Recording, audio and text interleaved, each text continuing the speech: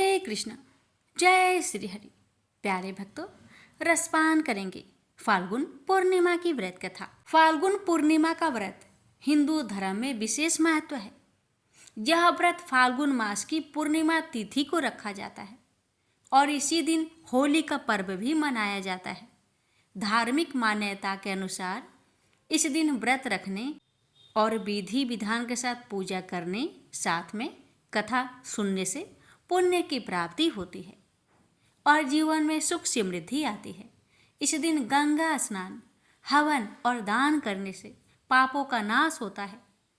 विष्णु और लक्ष्मी जी की पूजा करने से सभी मनोकामनाएं पूर्ण होती है। होलिका दहन में अग्नि की परिक्रमा करके भगवान से कष्टों को दूर करने की प्रार्थना की जाती है। तो आइए प्यारे भक्तों, हम जानते हैं साल 2025 में फाल्गुन पूर्णिमा का व्रत कब रखा जाएगा। हिंदू पंचांग के अनुसार फाल्गुन माह के शुक्ला पक्ष की पूर्णिमा तिथि की शुरुआत 13 मार्च को सुबह 10:35 पर हो जाएगी। वहीं इस तिथि का समापन 14 मार्च को दोपहर 12:23 पर होगा। ऐसे में उदया तिथि के अनुसार फाल्गुन पूर्णिमा 14 मार्च को मनाई जाएगी। वहीं फाल्गुन पूर्णिमा व्रत 13 मार्च 2025 को रखा जाएगा। अब जानते हैं फाल्गुन पूर्णिमा की पूजन विधि के बारे में। फाल्गुन पूर्णिमा के दिन सुबह जल्दी उठकर स्नान करें, स्वच्छ वस्त्र धारण करें और व्रत एवं पूजा का संकल्प लें। घर के पूजा स्थान को स्वच्छ करें और गंगा जल छिड़के। भगवान विष्णु एवं चंद्रदेव की प्रतिमा या फोटो स्थापित करें। दीप, धूप, पुष्प, चंदन, अक्षत, फल, मिठाई आदि अर्पित करें। फाल्गुन पूर्णिमा के दिन ओम नमो भगवते वासुदेवाय का जाप करना अच्छा माना जाता है। चंद्रदेव को दूध और जल से अर्पित करें और उनसे मानसिक शांति की प्रार्थना करें। संध्या समय होलिका दहन स्थल पर जाए। लकड़ियों, उपलों और गोबर के कंडों से होलिका तैयार करें। हल्दी, रोली, अक्षत, पुष्प, नारियल एवं गुड़ अर्पित करें। गेहूं और चने की बालियां अर्पित करें। होलिका दहन के समय ओम होलिकाय नमः मंत्र का जाप करें। ब्राह्मणों और जरूरतमंदों को अन्न, वस्त्र और धन का दान करें। इस दिन विशेष रूप से अन्न, गुड़, घी, कपड़े एवं फल दान करने का महत्व है। फाल्गुन पूर्णिमा का महत्व। फाल्गुन पूर्णिमा का व्रत फाल्गुन मास की पूर्णिमा तिथि को रखा जाता है। धार्मिक मान्यता के अनुसार इस दिन व्रत रखने और विधि पूर्वक पूजन करने से पुण्य की प्राप्ति होती है और जीवन में सुख समृद्धि आती है। मान्यता है इस दिन लक्ष्मी जयंती भी मनाई जाती है। फाल्गुन पूर्णिमा का उपवास रखने से मनुष्य के दुखों का नाश होता है। इस दिन भक्त प्रहलाद की भक्ति और उनकी रक्षा के रूप में भगवान विष्णु के नरसिंह अवतार की कथा से जुड़ी हुई है। इस दिन होलिका दहन किया जाता है, जो बुराई पर अच्छाई की विजय का प्रतीक है। यह व्रत न केवल धार्मिक दृष्टि में महत्वपूर्ण है, बल्कि यह व्यक्ति के जीवन में सकारात्मक ऊर्जा, खुशहाली और आध्यात्मिक शुद्धता भी लाता है। तो आइए भक्तों, अब हम रसपान करते हैं होली की कथा। यह कथा है भक्त प्रहलाद जी की कथा। एक समय की बात है, हिरण्यकशिपु नामक एक राक्षस राजा हुआ करता था। वह अत्यंत क्रूर और अहंकारी था। हिरण्यकशिपु ने तपस्या करके ब्रह्मा जी से वरदान प्राप्त किया था कि वह न तो दिन में मरेगा, न रात में, न किसी मनुष्य के हाथों मरेगा, न किसी देवता के हाथों, न किसी शस्त्र से, न किसी शस्त्रहीन से, और न ही किसी के घर में मरेगा, न खुले में। इस वरदान के कारण वह अत्यंत अहंकारी हो गया और उसने देवताओं के खिलाफ युद्ध की योजना बनाई। हिरण्यकशिपु का एक पुत्र था प्रहलाद, जो बाल्यकाल से ही भगवान विष्णु का भक्त था। प्रहलाद ने अपने पिता की क्रूरता और अहंकार को नकारते हुए भगवान विष्णु की भक्ति में लीन हो गया। वह हमेशा भगवान विष्णु का ध्यान करता और उनका ही नाम जाप करता रहता। हिरण्यकशिपु ने प्रहलाद को कई बार भगवान विष्णु की पूजा छोड़ने को कहा और खुद अपनी पूजा करने के लिए कहा, लेकिन प्रहलाद ने कभी भी अपने पिता की बात नहीं मानी। उसने साफ कह दिया कि वह भगवान विष्णु के अलावा किसी और की पूजा नहीं करेगा। इसके कारण हिरण्यकशिपु बहुत क्रोधित हुआ और उसने प्रहलाद को मारने के लिए कई प्रयास किए। हिरण्यकशिपु ने अपने बेटे प्रहलाद को सर्प से डसवाया, लेकिन भगवान विष्णु की कृपा से प्रहलाद सुरक्षित रहा। इसके साथ ही सूंघे हुए बर्तन में जलवाया, लेकिन कुछ नहीं हुआ। पत्थर से भी कुचलवाया, लेकिन प्रहलाद फिर भी सुरक्षित रहा। हिरण्यकशिपु ने प्रहलाद को एक विशाल हाथी के पास भेज दिया, लेकिन भगवान विष्णु ने उसे बचा लिया। हर बार भगवान विष्णु प्रहलाद को बचाते गए और प्रहलाद की भक्ति और श्रद्धा में कोई कमी नहीं आई। आखिरकार हिरण्यकशिपु ने तय किया कि वह प्रहलाद को मारने के लिए सबसे आखिरी उपाय अपनाएगा। उसने अपनी बहन होलिका को बुलवाया, जो वरदान प्राप्त थी कि वह आग में नहीं जल सकती। होलिका ने प्रहलाद को अपनी गोद में बैठाकर आग में प्रवेश किया, लेकिन प्रहलाद की भक्ति ने उसे भगवान विष्णु के संरक्षण में सुरक्षा रखा और होलिका खुद आग में जलकर मारी गई। यह घटना होली के रूप में मनाई जाती है। होली का त्यौहार बुराई पर अच्छाई की विजय, पाप पर पुण्य की विजय और हर बुरे कर्म पर अच्छे कर्मों की जीत का प्रतीक है। होलिका दहन का पर्व इसी घटना की याद दिलाता है। भगवान विष्णु ने प्रहलाद की रक्षा की और हिरण्यकशिपु का वध किया। प्रहलाद की भक्ति और भगवान विष्णु के प्रति उसकी निष्ठा ने यह सिद्ध कर दिया कि भगवान के भक्तों को कोई भी शक्ति हरा नहीं सकती। प्रेम से बोलिए जय श्री हरि। अभी सुनते हैं अगली कथा। द्वापर युग में एक समय की बात है कि यशोदा जी ने कृष्ण से कहा, हे कृष्ण, तुम सारे संसार के उत्पन्न करता, पोषक तथा उसके संहार करता हो। आज कोई ऐसा व्रत मुझसे कहो जिसके करने से मृत्यु लोक में स्त्रियों को विधवा होने का भय ना रहे तथा यह व्रत सभी मनुष्य की मनोकामनाएं पूर्ण करने वाला हो। श्री कृष्ण कहने लगे, हे माता, तुमने अति सुंदर प्रश्न किया है। मैं तुमसे ऐसे ही व्रत को सविस्तार कहता हूँ। सौभाग्य की प्राप्ति के लिए स्त्रियों को 32 पूर्णमासियों का व्रत करना चाहिए। इस व्रत के करने से स्त्रियों को सौभाग्य संपत्ति मिलती है। यह व्रत अचल सौभाग्य देने वाला एवं भगवान शिव के प्रति मनुष्य मात्र की भक्ति को बढ़ाने वाला है। यशोदा जी कहने लगी, हे कृष्ण, सर्वप्रथम इस व्रत को मृत्यु लोक में किसने किया था, इसके विषय में विस्तार पूर्वक मुझसे कहो। श्री कृष्ण जी कहने लगे कि इस भूमंडल पर एक अत्यंत प्रसिद्ध राजा चंद्रहास से पालित अनेक प्रकार के रत्नों से परिपूर्ण कांतिका नाम की एक नगरी थी। वहाँ पर धनेश्वर नाम का एक ब्राह्मण था और उसकी स्त्री अति सुशीला रूपवती थी। दोनों ही उसी नगरी में बड़े प्रेम के साथ रहते। एक समय एक बड़ा तपस्वी योगी उस नगरी में आया। वह योगी उस ब्राह्मण के घर को छोड़कर अन्य सब घरों से भिक्षा लाकर भोजन किया करता था। रूपवती से वह भिक्षा नहीं लिया करता था।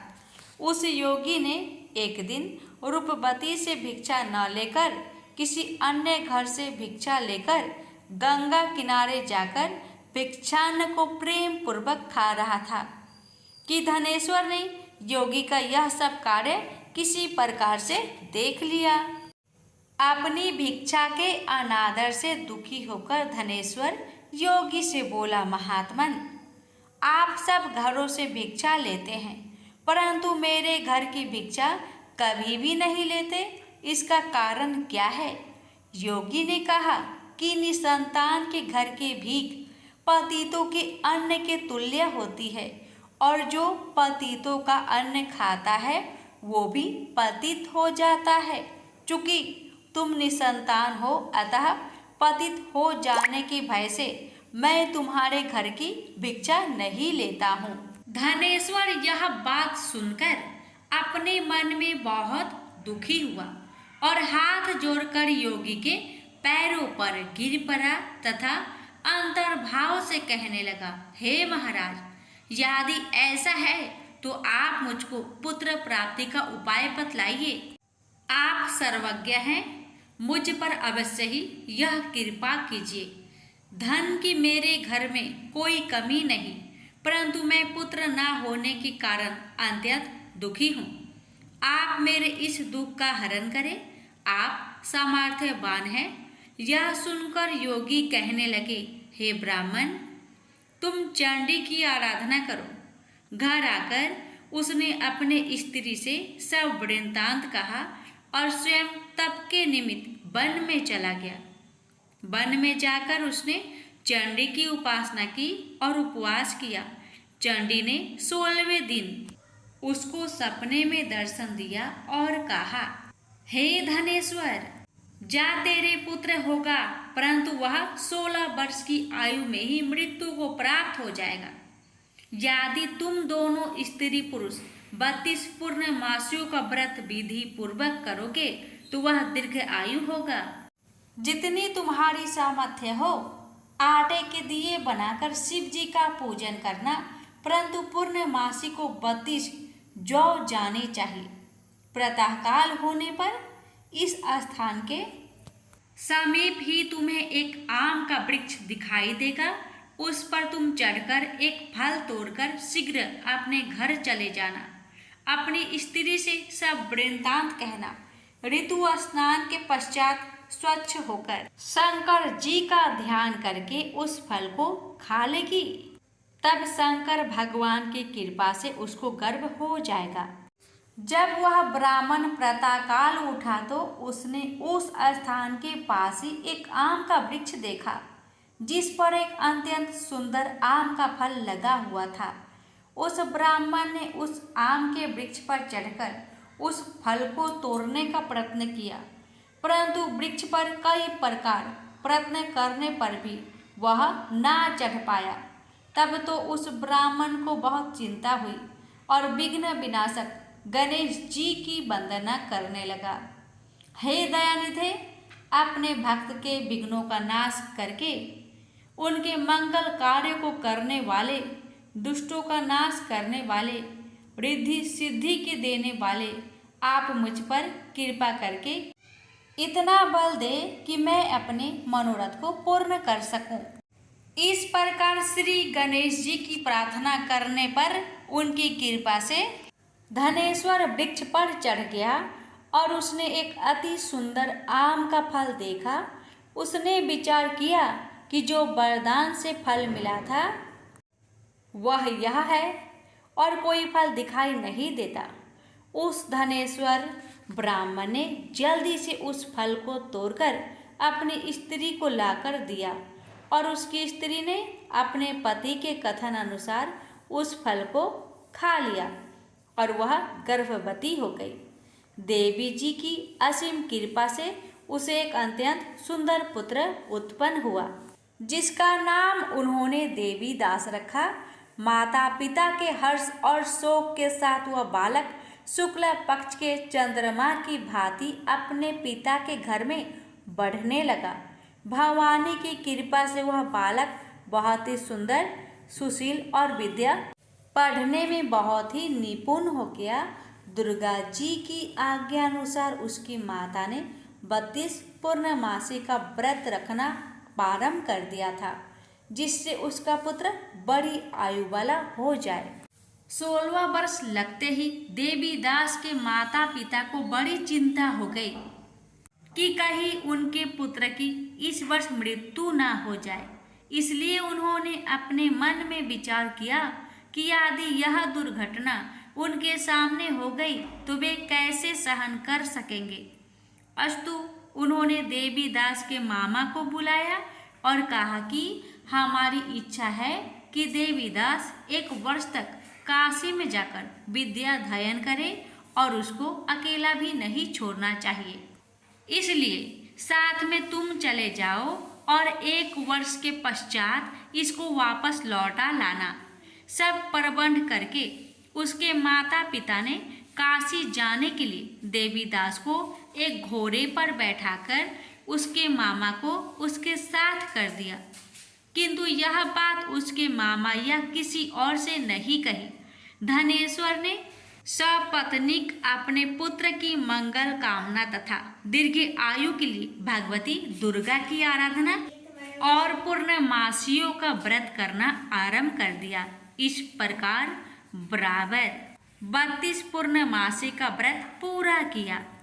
कुछ समय पश्चात एक दिन वह दोनों मामा और भांजा मार्ग में रात्रि बिताने के लिए किसी ग्राम में ठहरे हुए थे।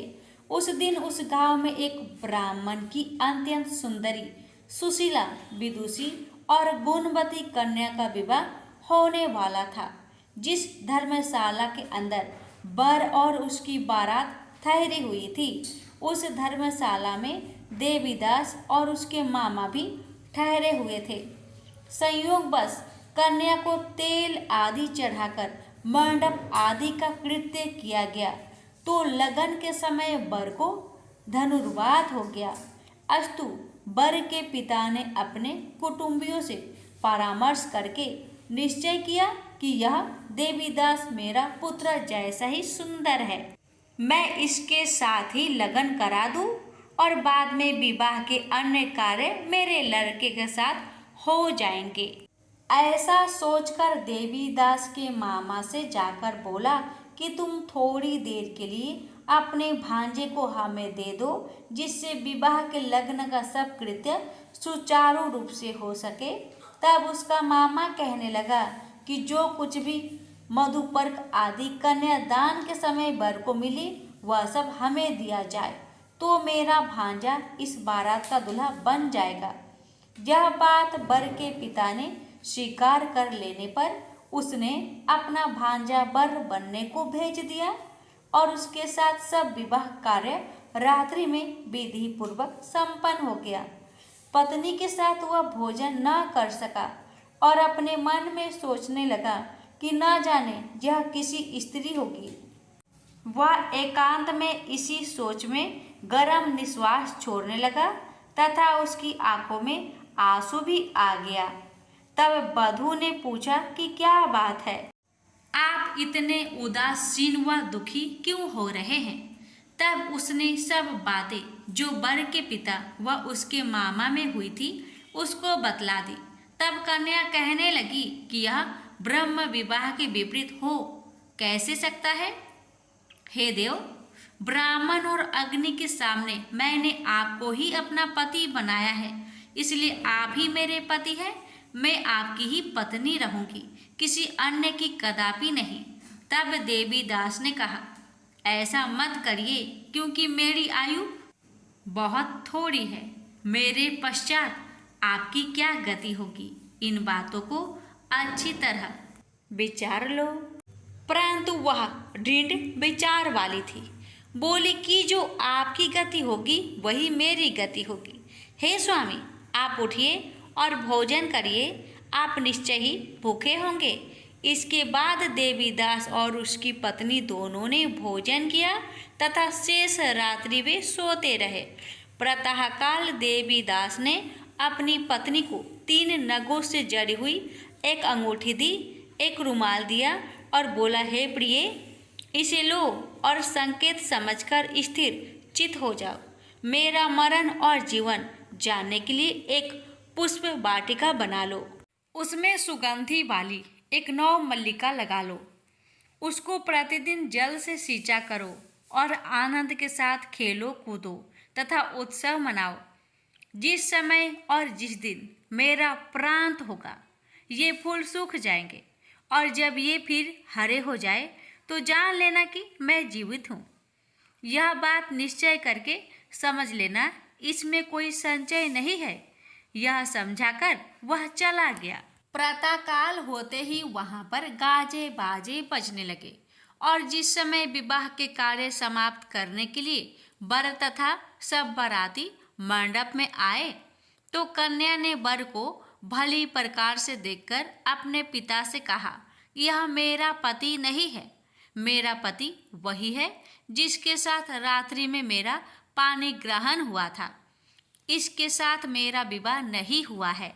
यदि यह वही है तो बताए कि मैंने इसको क्या किया। मधुपर्क और कन्यादान के समय जो मैंने भूषण आदि दिए थे उन्हें दिखाए तथा रात में मैंने क्या गुप्त बातें कही थी वह सब सुनाए। पिता ने उसके कथन अनुसार वर को बुलाया। कन्या की यह सब बातें सुनकर वह कहने लगा कि मैं कुछ नहीं जानता। इसके पश्चात लज्जित होकर वह अपना सा मुंह लेकर चला गया और सारी बारात भी अपमानित होकर वहां से लौट गई। भगवान श्री कृष्ण बोले, हे माता, इस प्रकार देवीदास काशी विद्याध्ययन के लिए चला गया। जब कुछ समय बीत गया तो काल से प्रेरित होकर एक सर्प रात्रि के समय उसको डसने के लिए वहां पर आया। उस विषधर के प्रभाव से उसके शयन के स्थान चारों ओर से विष की ज्वाला से विषैला हो गया, परंतु व्रतराज के प्रभाव से उसको काटने न पाया, क्योंकि पहले ही उसकी माता ने 32 पूर्णिमा का व्रत कर रखा था। इसके बाद वह मध्या के समय स्वयं काल वहां पर आया और उसके शरीर से उसके प्राणों को निकालने का प्रयत्न करने लगा, जिससे वह मूर्छित होकर पृथ्वी पर गिर पड़ा। भगवान की कृपा से उसी समय पार्वती जी के साथ श्री शंकर जी वहां पर आ गए। उसको मूर्छित दशा में देखकर पार्वती जी ने भगवान शंकर से प्रार्थना की कि हे महाराज, इस बालक की माता ने पहले 32 पूर्णिमा का व्रत किया था, जिसके प्रभाव से हे भगवान आप इसको प्राण दान दे। भवानी के कहने पर भक्त वत्सल भगवान श्री शिव जी ने उसको प्राण दान दे दिया। इस व्रत के प्रभाव से काल को भी पीछे हटना पड़ा और देवीदास स्वस्थ होकर बैठ गया। उधर उसकी स्त्री उसके काल की प्रतीक्षा किया करती थी। जब उसने देखा कि उस पुष्प वाटिका में पत्र पुष्प कुछ भी नहीं रहे तो उसको बड़ा आश्चर्य हुआ, और जब वह वैसे ही हरी भरी हो गई तो वह जान गई कि वह जीवित हो गए हैं। यह देखकर वह बहुत प्रसन्न मन से अपने पिता के कहने लगी कि पिताजी, मेरे पति जीवित है, आप उनको ढूंढिए। जब 16 वर्ष व्यतीत हो गया तो देवीदास भी अपने मामा के साथ काशी से चल दिया। इधर उसे ससुर उसको ढूंढने के लिए अपने घर से जाने वाले ही थे कि वह दोनों मामा भांजा वहां पर आ गए। उसको आया देखकर उसका ससुर बड़ी प्रसन्नता के साथ अपने घर में ले गया। उस समय नगर के निवासी भी वहां इकट्ठे हो गए और सबने निश्चय किया कि अवश्य ही इसी बालक के साथ इस कन्या का विवाह हुआ था। उस बालक को जब कन्या ने देखा तो पहचान लिया और कहा कि ये तो वही है जो संकेत करके गया था। तदुपरांत सभी कहने लगे कि भला हुआ जो यह आ गया, और सब नगरवासियों ने आनंद मनाया।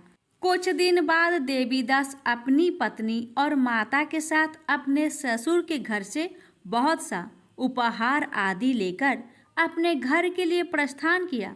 जब वह अपने गांव के निकट आ गया तो कई लोगों ने उसको देखकर उसके माता पिता को पहले ही जाकर खबर दे दी कि तुम्हारा पुत्र देवीदास अपनी पत्नी और मामा के सहित आ रहे हैं।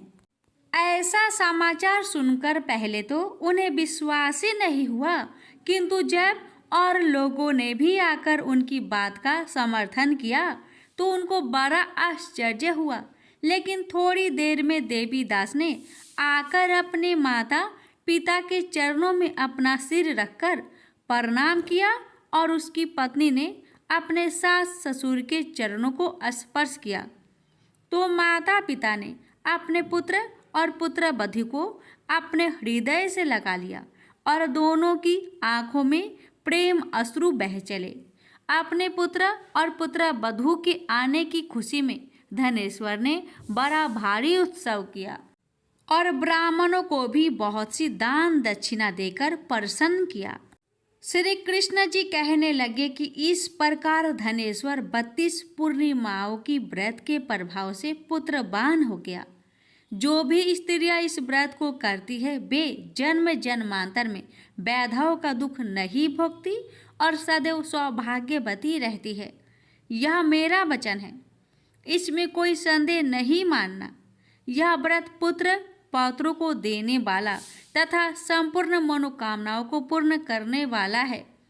32 पूर्णिमाओं के व्रत करने से व्रत की सब इच्छाएं भगवान शिव जी की कृपा से पूर्ण हो जाती है। प्रेम से बोलिए हर हर महादेव। अब आइए जानते हैं 32 पूर्णिमा व्रत की पूजन विधि के बारे में। अब रासपान करेंगे श्रीमद् भगवद गीता पाठ की 9वां अध्याय राज विद्या राज गुहा योग। यह अध्याय भगवान श्री कृष्ण द्वारा बताया गया है कि राज विद्या और राजगुहा, राजसी ज्ञान और रहस्य क्या है। इसमें भगवान कृष्ण ने बताया है कि जो व्यक्ति श्रद्धा से मुझ में विश्वास करता है वह समस्त पापों से मुक्त हो जाता है और उसे मोक्ष प्राप्त होता है। यह अध्याय विशेष रूप से भक्ति रस से भरपूर है और पूर्णिमा के दिन इस अध्याय का पाठ करना या सुनना बहुत लाभकारी है। तो आइए इस पावन कथा का रसपान करते हैं। आपसे हमारी निवेदन है कि इस वीडियो को ज़्यादा से ज़्यादा शेयर करें ताकि हर भक्त इन कथाओं को सुनकर पुण्य प्राप्त कर सके।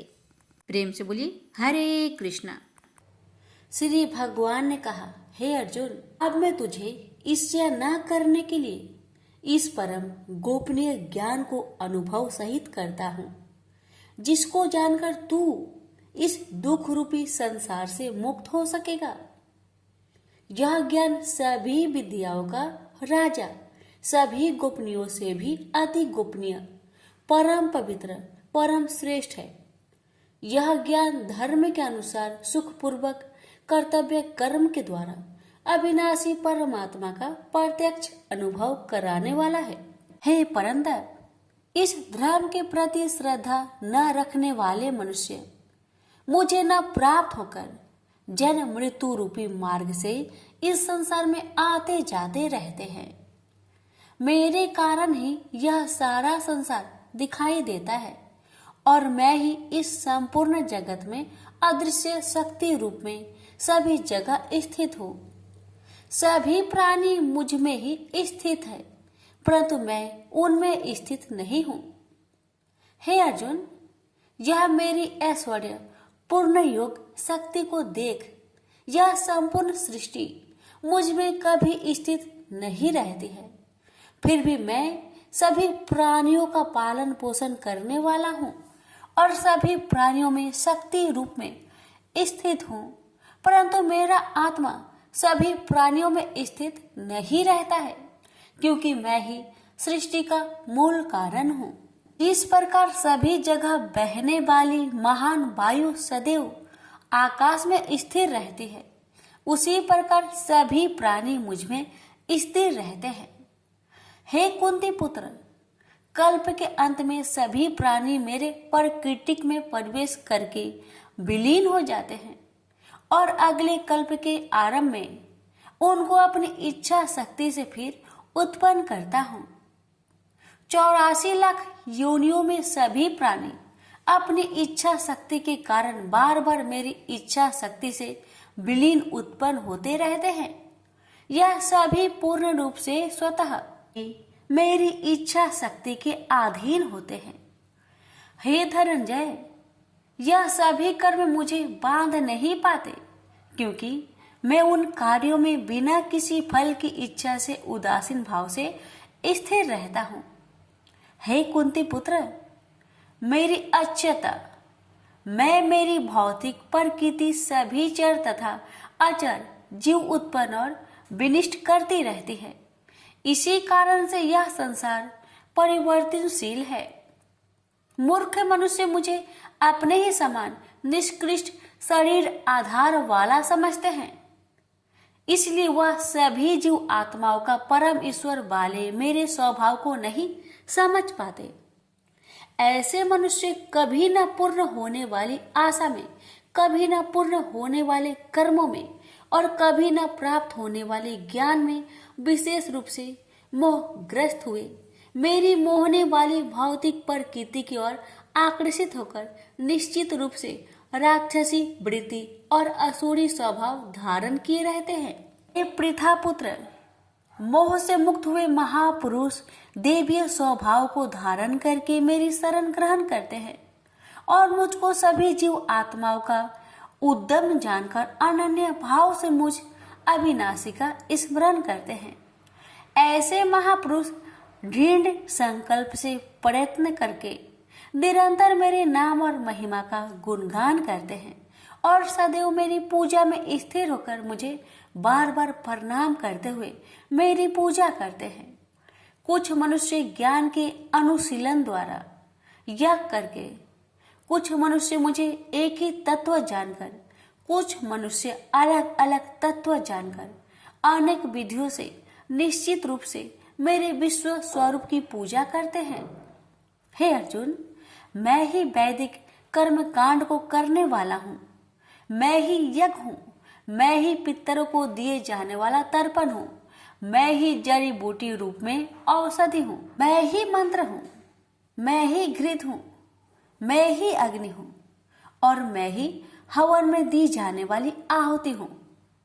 इस संपूर्ण ब्रह्मांड का मैं ही पालन करने वाला पिता हूँ, मैं ही उत्पन्न करने वाली माता हूँ, मैं ही मूल स्रोत दादा हूँ, मैं ही इसे धारण करने वाला हूँ, मैं ही पवित्र करने वाला ओमकार सबसे जानने योग्य हूँ, मैं ही ऋग्वेद, सामवेद और यजुर्वेद हूँ, मैं ही सभी प्राप्त होने वाला परम लक्ष्य हूँ, मैं ही सभी का भरण पोषण करने वाला हूँ, मैं ही सभी का स्वामी हूँ, मैं ही सभी के अच्छे बुरे कर्मों को देखने वाला हूँ, मैं ही सभी का परम धाम हूँ, मैं ही सभी की शरण स्थली हूँ, मैं ही सभी से प्रेम करने वाला घनिष्ठ मित्र हूँ, मैं ही सृष्टि को उत्पन्न करने वाला हूँ, मैं ही सृष्टि के संहार करने वाला हूँ, मैं ही सभी का स्थिर आधार हूँ, मैं ही सभी को आश्रय देने वाला हूँ और मैं ही सभी का अविनाशी कारण हूँ।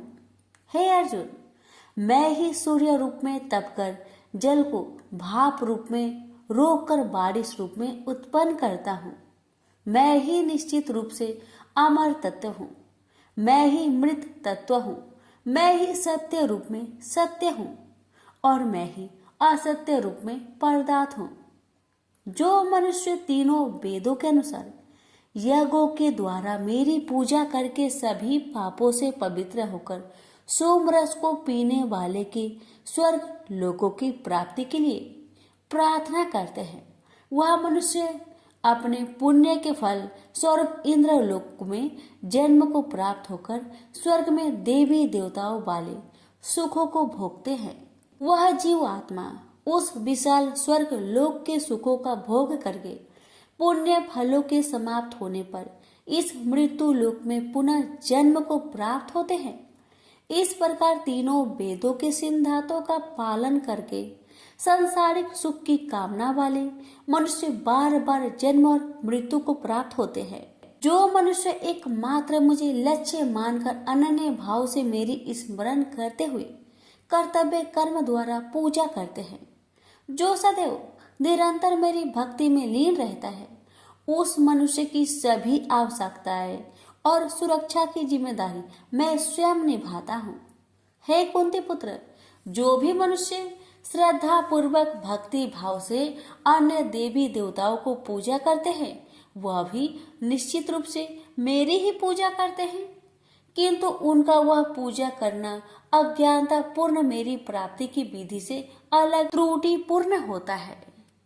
मैं ही निश्चित रूप से समस्त यागों का भोग करने वाला हूँ और मैं ही स्वामी हूँ, परंतु वह मनुष्य मेरी वास्तविक रूप को तत्व से नहीं जानते, इसलिए वह कामनाओं के अनुसार पूर्ण जन्म को प्राप्त होते हैं। जो मनुष्य देवताओं की पूजा करते हैं वह देवताओं को प्राप्त होते हैं, जो अपने पूर्वजों की पूजा करते हैं वह पूर्वजों को प्राप्त होते हैं, जो भूतों की पूजा करते हैं वह उन भूतों के कुल को प्राप्त होते हैं, परंतु जो मनुष्य मेरी पूजा करते हैं वह मुझे ही प्राप्त होते हैं। जो मनुष्य एक पत्ता, एक फूल, एक फल, थोड़ा सा जल और कुछ भी निष्काम भक्ति भाव से अर्पित करता है, उस शुद्ध भक्त का निष्काम भक्ति भाव से अर्पित किया हुआ सभी कुछ मैं स्वीकार करता हूँ। हे कुंती पुत्र, तू जो भी कर्म करता है, जो भी खाता है, जो भी हवन करता है, जो भी दान देता है और जो भी तपस्या करता है, उस सभी को मुझे समर्पित करते हुए कर। इस प्रकार तू समस्त अच्छे और बुरे कर्मों के फलों के बंधन से मुक्त हो जाएगा और मन से सभी सांसारिक कर्मों को त्याग कर मन को परमात्मा में स्थिर करके विशेष रूप से मुक्त होकर मुझे ही प्राप्त होगा। मैं सभी प्राणियों में समान रूप से स्थित हूँ। सृष्टि में न किसी से देश रखता हूँ और न ही कोई मेरा प्रिय है, परंतु जो मनुष्य शुद्ध भक्ति भाव से मेरा स्मरण करता है, तब वह मुझ में स्थिर रहता है और मैं भी निश्चित रूप से उसमें स्थिर रहता हूँ। आदि कोई भी अत्यंत दुराचारी मनुष्य अनन्य भाव से मेरा निरंतर स्मरण करता है, तो वह निश्चित रूप से साधु ही समझना चाहिए, क्योंकि वह संपूर्ण रूप से मेरी भक्ति में स्थित है। हे अर्जुन, वह शीघ्र ही मन से शुद्ध होकर धर्म का आचरण करता हुआ चिर अस्थायी परम शांति को प्राप्त होता है। इसलिए तू निश्चित होकर घोषित कर दे कि मेरा भक्त कभी नष्ट नहीं होता। हे पृथा पुत्र, स्त्री, वैश्य, शूद्र, अन्य किसी भी निम्न योनि में उत्पन्न होने वाले मनुष्य हो, वह भी मेरी शरण ग्रहण करके मेरी परम धाम को ही प्राप्त होते हैं। तो फिर पुण्य आत्मा ब्राह्मणों, भक्तों और राजश्री क्षत्रियों का तो कहना ही क्या। इसलिए तू क्षण में नष्ट होने वाले दुख से भरे हुए इस जीवन में निरंतर मेरा ही स्मरण कर। हे अर्जुन, तू मुझ में ही मन को स्थिर कर, मेरा ही भक्त बन, मेरी ही पूजा कर और मुझे ही प्रणाम कर। इस प्रकार अपने मन को मुझ परमात्मा में पूर्ण स्वरूप से स्थिर करके मेरी शरण होकर तू निश्चित रूप से मुझे ही प्राप्त होगा। इस प्रकार उपनिषद, ब्रह्म विद्या तथा योग शास्त्र रूप श्रीमद् भागवत गीता के श्री कृष्ण अर्जुन संवाद में राजविद्या योग नाम का 9वां अध्याय संपूर्ण हुआ। प्रेम से बोलिए श्री कृष्ण भगवान की जय। आप सुनेंगे 9वां अध्याय का महात्म्य। श्री नारायण जी बोले, हे लक्ष्मी जी, दक्षिण देश में एक भाव सुशर्मा नामक क्षुद्र रहता था। वह बड़ा पापी और मांस मदिरा भक्षी था। एक दिन मदिरा पीने से उसकी देह छूट गई और मरकर प्रेत हुआ। वृक्ष पर बैठ गया। एक ब्राह्मण भी उसी नगर में रहता था। दिन को भिक्षा मांगकर स्त्री को लाकर देता। नारी उसकी कलहनी थी। समय पाकर उन दोनों ने प्राण त्यागे और वह दोनों मरकर प्रेत हुए और वह भी उस वृक्ष के तले में आकर रहे। कुछ काल व्यतीत हुआ। तब एक दिन उसकी नारी पिचासनी ने कहा, पुरुष पिचास, तुमको कुछ पिछले जन्म की खबर है? तब पिचास ने कहा, तूने पिछले जन्म में क्या साधना की थी जिससे तुझे खबर है? तब उस पिचास ने कहा, मैंने पिछले जन्म में एक ब्राह्मण से आध्यात्मिक कर्म सुना था। तब फिर पिचासनी ने कहा, तूने और कौन सी साधना की थी तथा वह ब्राह्मण कौन था और वह आध्यात्मिक कर्म कौन सा है जिसके सुनने से तुझे पिछले जन्म की खबर है? पिचास ने कहा, मैंने और कुछ पुण्य किया, केवल गीता जी का श्लोक श्रवण किया। उसका प्रयोजन यह है कि एक समय अर्जुन ने श्री कृष्ण से 3 बातें पूछी थी जो गीता जी की 9वें अध्याय में लिखी है। वह तीनों बातें पिचासनी ने पिचास से श्रवण करी। इन बातों के सुनते ही एक और प्रेत उस वृक्ष से निकला। उसने कहा, अरे पिचासनी, यह 3 बातें फिर से कहो जो अभी सुना रही थी। पिचासनी ने कहा, तू कौन है? मैं तुझे नहीं जानती। मैं अपने पति से पूछती हूँ वह कर्म कौन था जिसे पिछले जन्म की बातें याद रही।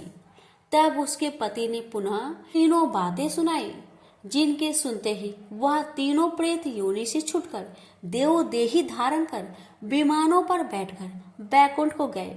श्री भगवान जी बोले, हे लक्ष्मी, यह 9वें अध्याय का महात्म्य है। प्रेम से बोलिए लक्ष्मी नारायण की जय। अब सुनिए हर व्रत कथा के साथ सुनी जाने वाली लोभिया जी की कहानी। एक लोभिया था, कठोर तपस्या करता था, एक पांव पर खड़ा होकर कठिन तप करता था। उसने भगवान को प्रसन्न करने के लिए कठोर तप किया। उसके शरीर पर चिड़िया ने घोंसला भी बना लिया। तपस्या करते 12 वर्ष हो गए। भगवान ने सोचा, इसको इतना समय हो गया, अब इसकी परीक्षा लेनी चाहिए। भगवान जानते थे यह बहुत लोभी है, इसलिए भगवान ने एक सोने की मुड्डी उसके पांव के पास फेंक दी। तब लोभिया की नजर उस मुड्डी पर पड़ी तो उसने मुड्डी पांव के नीचे दबा ली। भगवान की माया से भला लौ बचा है। भगवान धरती पर आए और लोभिया से बोले, लोभिया, तेरी तपस्या में हीन है, तुझे इस तपस्या का फल नहीं मिलेगा।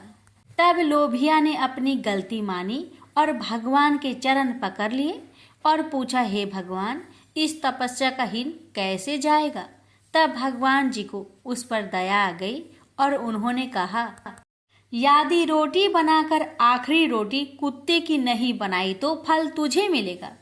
जिमाकर दक्षिणा नहीं दी तो फल तुझे मिलेगा। सब कहानी कथा सुनकर तेरी कहानी नहीं सुनी तो फल तुझे मिलेगा। तभी से सभी व्रत की कहानी सुनने के बाद लोभिया जी की कहानी सुनी जाती है। प्रेम से बोलिए हरे कृष्णा।